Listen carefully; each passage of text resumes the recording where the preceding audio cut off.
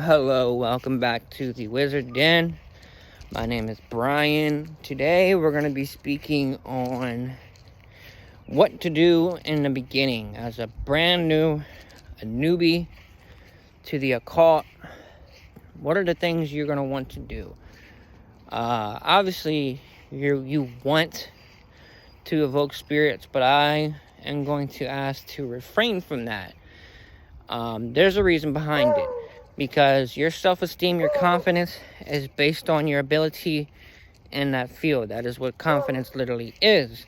It is your ability, your confidence with something. So your skills to be able to accomplish something or your knowledge on something. So that being said, the reason I say that is because you're going to fail. 90% chance you're going to fail your first evocation. You don't have the abilities, the skills yet. It's going to be you're gonna beat yourself up because you don't have the abilities, and you're gonna fail, and you're gonna beat yourself up about it. This is how 90% of the bookworms, the armchair magicians are created. They tried and they failed, and then from there on out, they didn't have the motivation anymore to get out there and practice. They, felt really bad about it, and they, thought as if they're never going to get it, and they it just makes them upset. I know because I went through that myself. But I kept trying, and I kept trying, and I kept trying, and I kept trying. I never gave up. A lot of the stuff that is required, you're not going to find in books. And that's why I made my YouTube channel.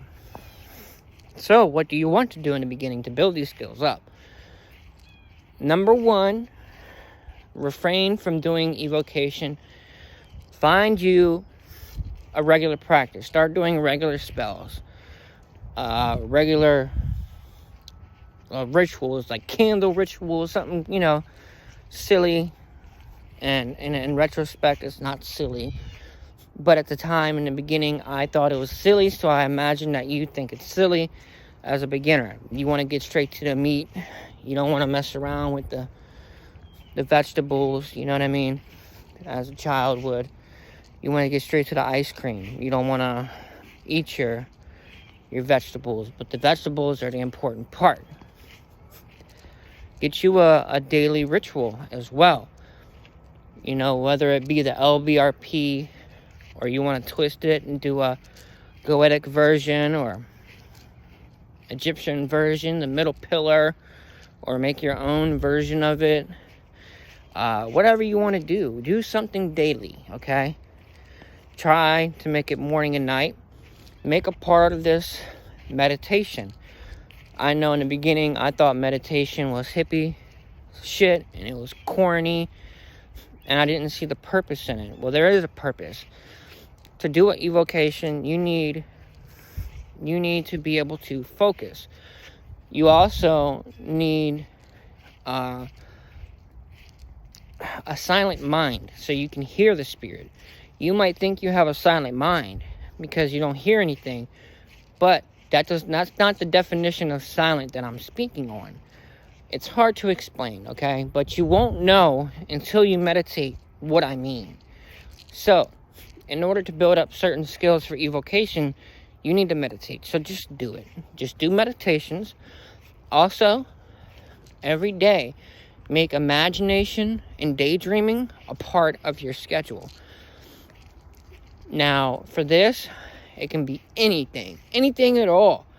Same with meditation. It can be anything. You don't have to meditate a certain way. Just meditate in general. It can be anything at all, okay? Now, it's your imagination, your daydreaming. You can make it anything. If you're into cars, right?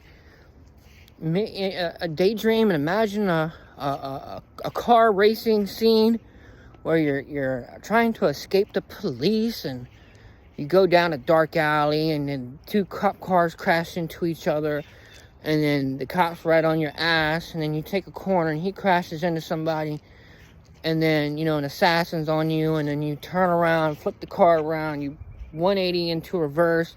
You pull out your gun, start shooting at the assassin, and then you break his windshield, because bullets curve off of the windshield, by the way. So the first 3 don't make it, but then you break the glass, and then you shoot them, and then you 180 back, and you go back. You know what I mean? Daydream, full scenarios, whatever it is. You can be a sword fighter. It doesn't matter. Ride a dragon for all I care. You're going to need to work this ability. Grow this skill.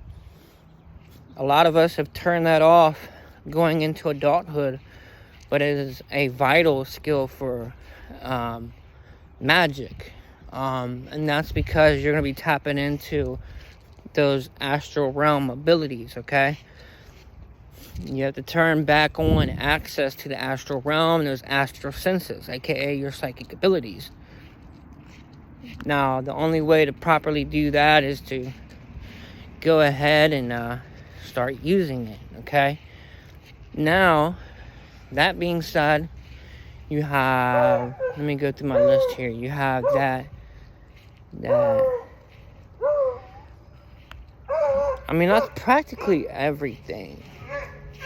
You're just gonna have to be dedicated, and while you do this, you also want to study.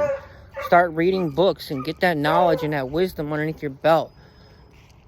Also, find a spirit that is calling to you, and work with it. Ask it to guide you, and you know, give you its wisdom, knowledge, and power, and help you grow.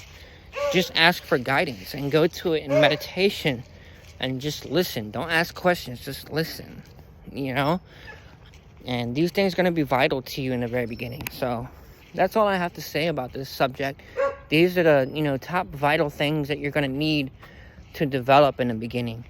If you do this and these things alone, you will become a experienced magician before you know it. All right, peace.